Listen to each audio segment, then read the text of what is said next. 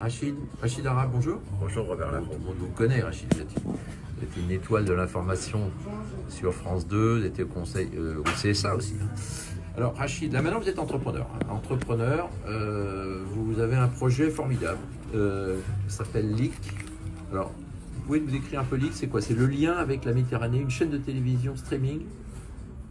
Je produis du contenu qui met en évidence tout ce que les influences méditerranéennes réussissent déjà en France et autour du bassin méditerranéen, et de le mettre en évidence et de le partager par le plus de population possible, et notamment par les fameux millennials, parce que ce sont eux qui consomment aujourd'hui des contenus vidéo, et qu'à l'heure du digital, du téléphone portable, du fait que tout le monde produit son information, ben il est bien que des gens qui sachent un peu ce que c'est que la production et l'image s'y mettent aussi. Moi j'essaie de produire des productions de qualité, mais des productions qui puissent atteindre le maximum de personnes différentes. Oui, super. Alors, qu'est-ce qui vous a donné l'idée parce que vous êtes lancé quand même, je ne vais pas donner votre âge, mais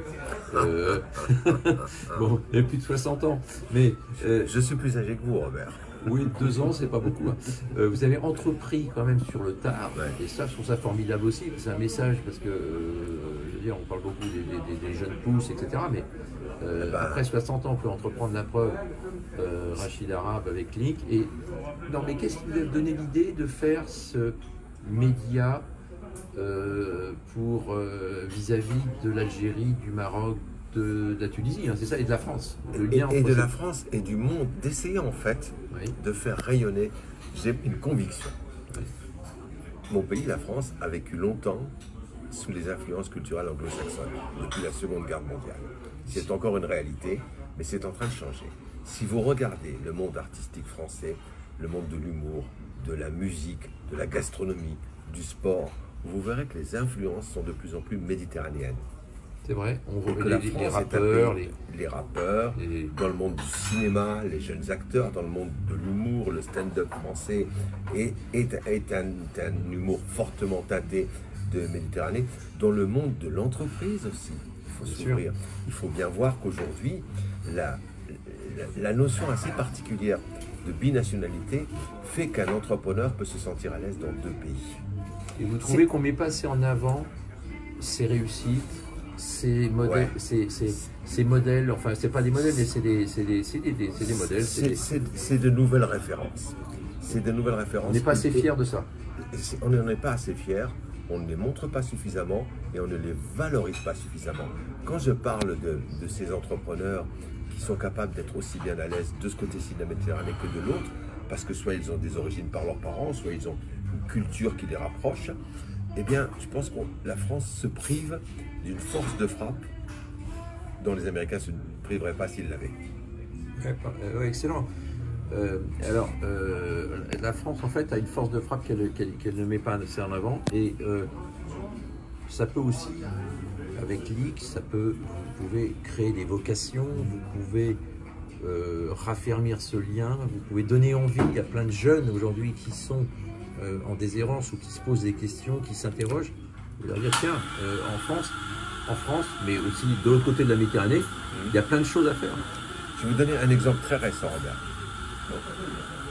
Il remonte à hier. Nous avons diffusé sur Leak la vidéo d'un jeune garçon qui s'appelle Ferris Berkat, qui a lancé depuis sa banlieue de la région parisienne une association qui s'appelle Banlieue Climat, et qui fait en sorte que les gamins de banlieue en France regardent et s'intéressent au climat et puissent agir dessus. Voilà la force que j'essaie de faire sortir en ce moment de ce pays qui est puissant, qui passe son temps à se taper dessus et qui ne se rend pas compte qu'à l'international, il a encore une image, et que cette image, c'est ça que Leak veut transporter. Leak, ce n'est pas juste un média méditerranéen, on se parle entre nous au-dessus de la Méditerranée. Non, ça s'adresse aussi aux diasporas qui sont à l'autre bout du monde, mais ça s'adresse aussi à la société française qui n'a pas de lien avec la Méditerranée, mais qui consomme méditerranéen. Pour moi, le nouvel entrepreneur que je suis, et sincèrement Robert, start-upper à 60 et quelques années, il faut oser quand même. Hein. Ah, bravo, non mais ça c'est merveilleux. Non mais votre projet est génial parce que en fait il est enfoui au fond de nous-mêmes. On a tous un lien avec la Méditerranée. Les Français, on par définition tous, très grosse majorité un lien consanguin ou pas, ou culturel, ou on a un ami qui est d'origine algérienne, ou tunisienne, ou marocaine, on est allé là-bas, etc. Donc on a ce lien, et là vous le faites sortir, j'allais dire, du bois, et vous le mettez de manière positive, parce qu'on en parle souvent de manière négative, et là vous êtes le premier à le... Moi, je veux faire de l'apaisement. Je veux qu'on montre les belles choses. Et c'est pas pour repeindre le monde en rose. Le monde, il est rose et un peu gris. Mais je trouve qu'on ne montre pas assez le rose. C'est formidable, Rachid. On va suivre de très près votre nouveau média Leak. Et je sais que vous êtes en train d'ouvrir le capital avec une levée de fonds de plus de 1,5 million. 1,5 million. Donc bravo, vous rentrez dans le domaine des startups.